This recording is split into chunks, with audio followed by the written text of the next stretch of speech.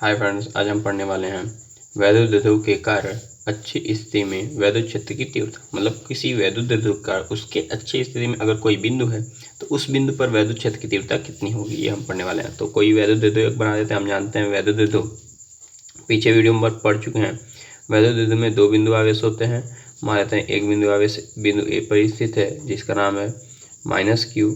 विपरीत प्रकार के दोनों आवेश होते हैं और दोनों के बीच की दूरी जो होती है वो 2l होती है। तो दोनों बीच की दूरी मान लेते हैं 2l है। यहाँ पे दूसरा बिंदु आवेश है बिंदु b। यहाँ पे बिंदु b पर एक दूसरा आवेश है जिसको हम लिख देते हैं +q से। दोनों के बीच की दूरी 2l हो गई। बीच दोनों के मध्य बिंदु जो होगा उसको हम मान लेते हैं o है। दोनों का जो मध्य बिंदु o है तो a से o तक की दूरी l होगी और o से b तक की दूरी भी l होगी। इसको भी लिख देते हैं। o से b तक की दूरी, ये वाली दूरी कितनी होगी l, और ये वाली दूरी भी कितनी होगी l।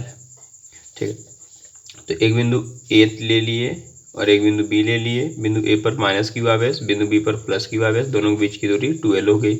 मध्य बिंदु को o से लिखते हैं। अगर ये टोटल दूरी 2l है तो आधी दूरी l और इधर की आधी दूरी l हो गई।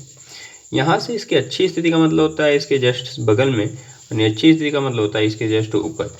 तो हम अच्छी स्थिति के लिए निकाल रहे हैं तो इसके जस्ट बगल में इसी के अच्छे पर एक हम बिंदु ले लेंगे P, जिस पर हमको वैद्युत क्षेत्र की तीव्रता ज्ञात करनी है। यहाँ पे एक परीक्षण आवेश मान लेते हैं। परीक्षण आवेश को हम मानते हैं पॉजिटिव। तो प्लस वाले का इस पे जो प्लस और प्लस के बीच में ये भी पॉजिटिव मानेंगे, प्लस प्लस के बीच में बल लगेगा और बल लगेगा तो एक वैद्युत क्षेत्र की तीव्रता भी होगी। इसकी जो वैद्युत क्षेत्र की तीव्रता होगी प्लस प्लस के प्रतिकर्षण का लगता है तो इसलिए इधर की तरफ बना देते हैं और इसको लिखेंगे E1 से। जो प्रतिकर्षण का बल लग रहा है वो E1। ये प्लस है तो और ये माइनस है तो इन दोनों के बीच में आकर्षण का बल लगेगा और इन दोनों के बीच में जो आकर्षक बल लगेगा उसको कारण एक वैद्युत क्षेत्र की तीव्रता अलग होगी इसके कारण, तो उसको हम लिख देते हैं E2 से।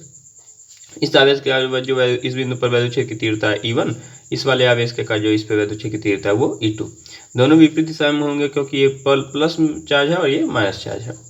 अच्छा, ये जो बिंदु था P, ये मान लेते हैं इसके मध्य बिंदु O से, ये जो वैद्युत ध्रुव है इसके मध्य बिंदु O से r मीटर की दूरी पर है। कितनी दूरी पर है? r। अच्छा, अगर हम पहले आवेश से इस बिंदु P तक की दूरी पूछें, ये पहले आवेश से इस बिंदु तक की दूरी तो कितनी हो जाएगी? ये बताइए। पूरी दूरी r है, इतनी दूरी l है, तो पूरी दूरी में से इस दूरी को अगर हम माइनस कर दें तभी तो ये दूरी हमको पता चलेगी। तो पूरी दूरी r में से हम l को क्या कर दें? माइनस। तो हमको ये पहले आवेश से ये +q से p तक की दूरी पता चलेगी।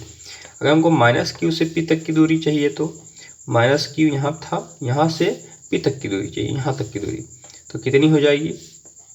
देखिए, पूरी दूरी r थी, इसमें इतना एक्स्ट्रा हमको ऐड करना पड़ रहा है, मतलब l की दूरी ये वाली ऐड करनी पड़ रही है। तो r में l को क्या कर देंगे? ऐड कर देंगे, तो हो जाएगा r + l। ये हो जाएगी यहाँ से लेकर p से लेकर q तक की, -q तक की दूरी ये वाली, और ये वाली हो गई p से लेकर +q तक की दूरी। अब हम सबसे पहले जानते हैं, अगर हम इसका मान निकालें E1 का, हमको टोटल वैद्युत क्षेत्र की तीव्रता चाहिए। टोटल हम मान लेते हैं जो इस पे बिंदु P पे वैद्युत क्षेत्र की तीव्रता लग रही है वो ही है। ये दोनों जो वैद्युत क्षेत्र की तीव्रता E1 और E2 दोनों की दिशाएं विपरीत है, तो हमको बड़े वाले में से छोटे वाले को घटाना पड़ेगा, वही टोटल वैद्युत क्षेत्र की तीव्रता का लाएगी। E1 का मान अधिक होगा कि E2 का मान अधिक होगा? तो पास कौन है?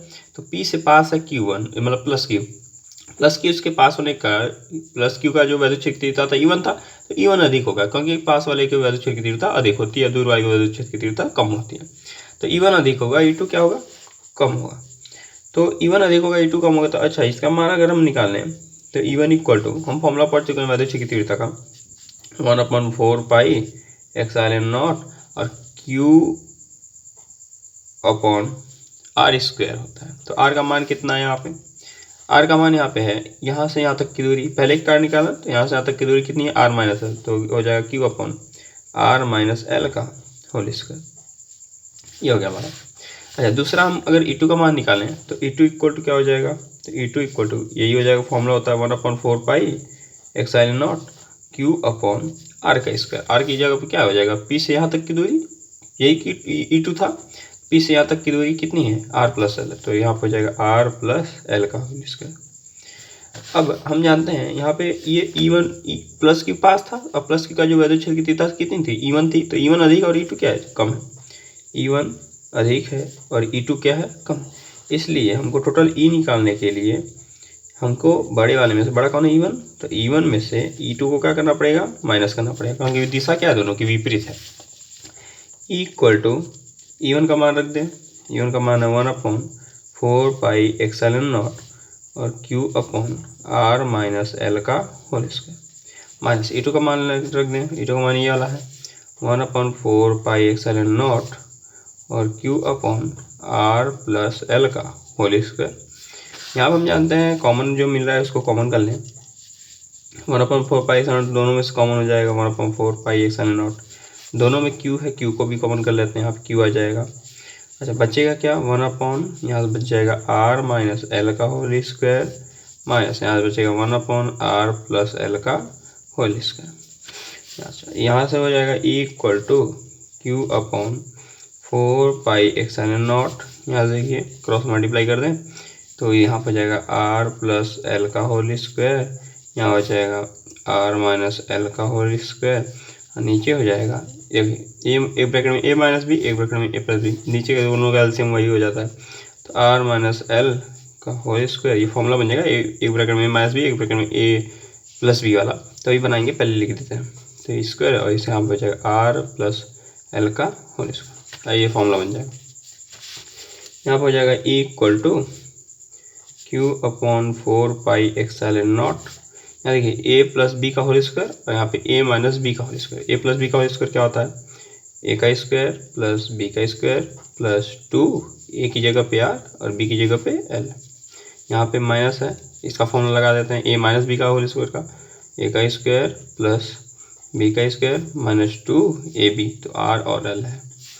अच्छा नीचे क्या बचेगा, यहाँ देखिए यहाँ पे एक ब्रैकेट में a माइनस बी, एक ब्रैकेट में a प्लस बी, तो a का स्क्वायर माइनस b का स्क्वायर, अब पूरे पे होल दोनों पे होल स्क्वायर था इसलिए यहाँ पे होल स्क्वायर लगा देंगे। अच्छा इक्वल टू Q/4πε0, देखिए यहाँ पे माइनस है तो ब्रैकेट के अंदर का साइन चेंज हो जाएगा, r स्क्वायर प्लस l का स्क्वायर प्लस 2rl, ब्रैकेट हटाएंगे तो साइन क्या हो जाता है, चेंज हो जाता है, तो यहाँ साइन चेंज हो जाएगा, माइनस r का स्क्वायर माइनस l का square minus minus plus 2rl, नीचे हो जाएगा r का स्क्वायर माइनस l का स्क्वायर का होल स्क्वायर। यहाँ देखिए i स्क्वायर से i स्क्वायर कट गया, l स्क्वायर कट गया क्योंकि प्लस में माइनस में था।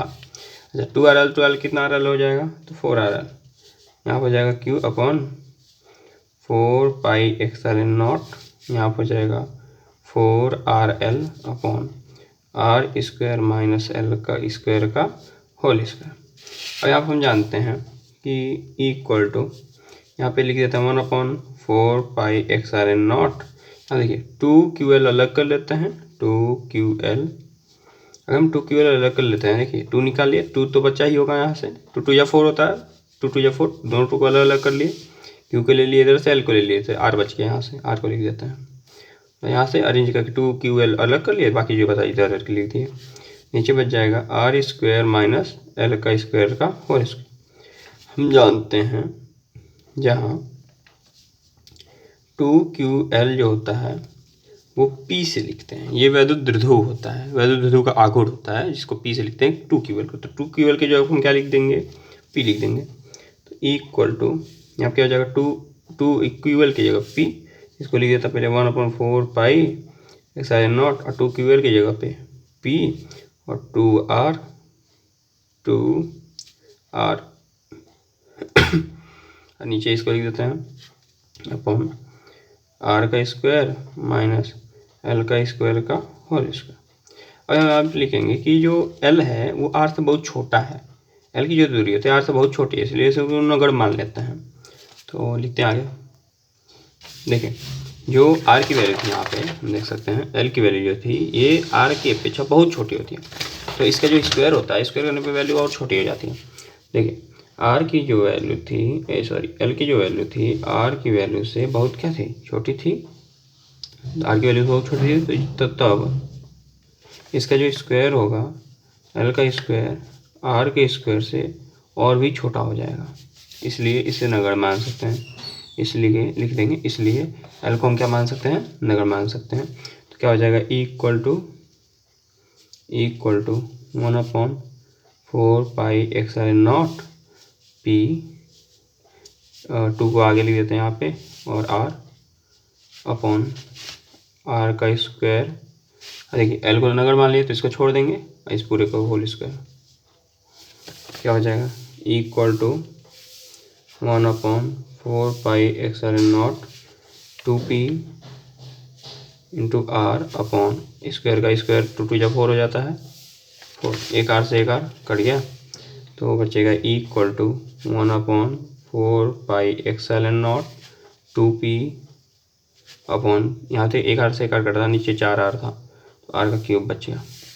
ये बन गया हमारा वैद्युत द्विध्रुव के कारण अच्छी स्थिति में स्थित किसी बिंदु पर वैद्युत क्षेत्र की तीव्रता का फॉर्मूला।